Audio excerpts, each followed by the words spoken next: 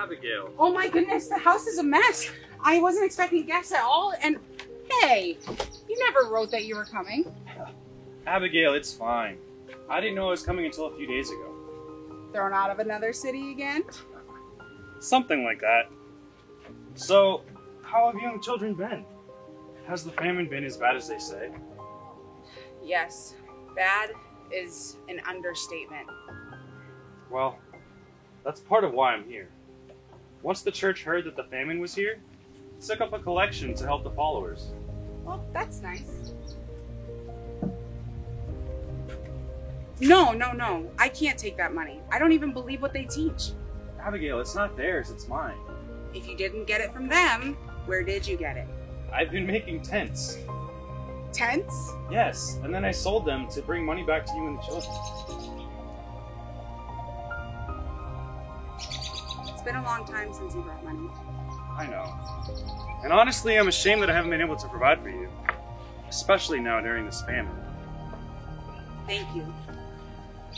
So, will you be staying in Jerusalem for a while? I would like to. I'm guessing you'd like to stay here? Only if it's not too much trouble. I wouldn't want to interrupt your life. Of course not. It'll actually be nice to have you around for longer than a couple of days. Thank you. I'll go let the kids know that you're here.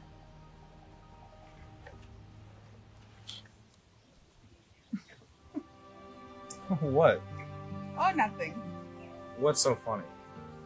Well, I guess I just never thought I'd be sitting and sewing with my brother. I never would have guessed it either.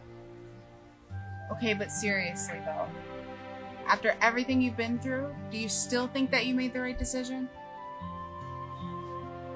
Yes. How though?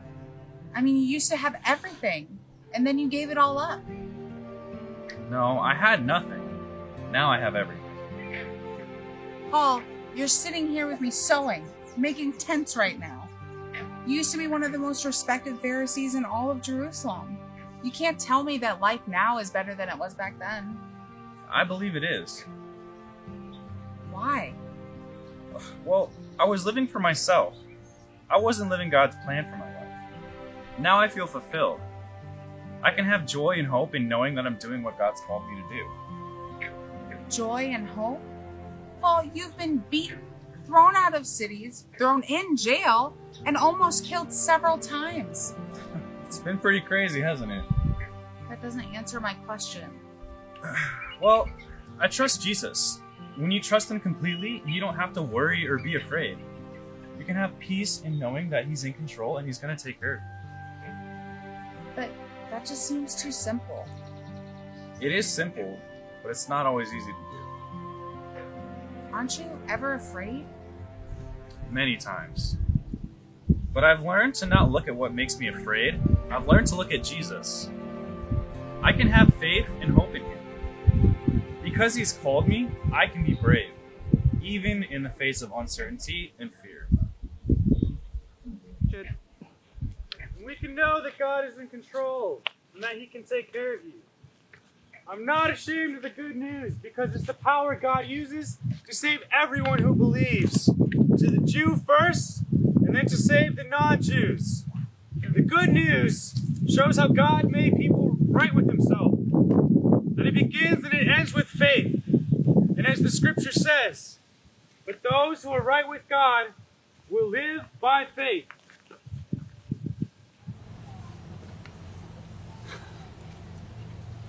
Are the children settled? Yes, finally. What are you writing? I'm writing to Timothy. Who's Timothy? He's a young believer that I traveled with. He's so full of energy and determined. I almost consider him like a son. A son? I never really saw you as the father type.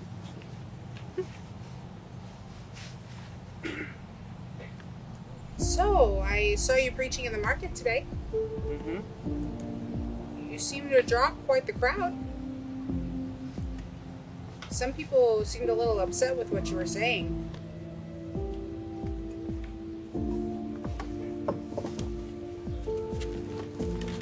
Hey! Were you even listening to me? Yes? Then what did I say? Okay, I'm sorry. What were you saying? That's what I thought. I was saying that I saw you in the market today, and some people didn't really seem to like what you had to say. There's always someone who doesn't like what I have to say. Yeah, well, there seem to be quite a few of them now. I was a little worried they were going to start a riot. Don't worry, Abby. But I do. Not just about you, but about me and my family. What happens if someone who doesn't like what you have to say takes the matters into their own hands? What happens if they come here, Paul? God will protect us. Oh, like he protected you when they stoned you and threw you in prison? Yes. That doesn't really sound like protection to me. I just have to trust that God allowed that to happen for a reason. What reason would that even be? We don't always know why God allows certain things to happen to us. I just trust that He loves me and He's in control. Oh. I'm sorry, did I say something to upset you? I'm just so scared. There's so much fear and uncertainty all around me, and I don't think I can do it anymore. I try to be brave, but I just don't think I have the strength to go on. Abby. I really want to trust in God like you do, but I just can't. I just can't. But you can! Paul, you're under arrest. What's going on? Why are they taking Uncle Paul? Abigail, Jacob, Sarah, be brave. Come on. Trust Jesus.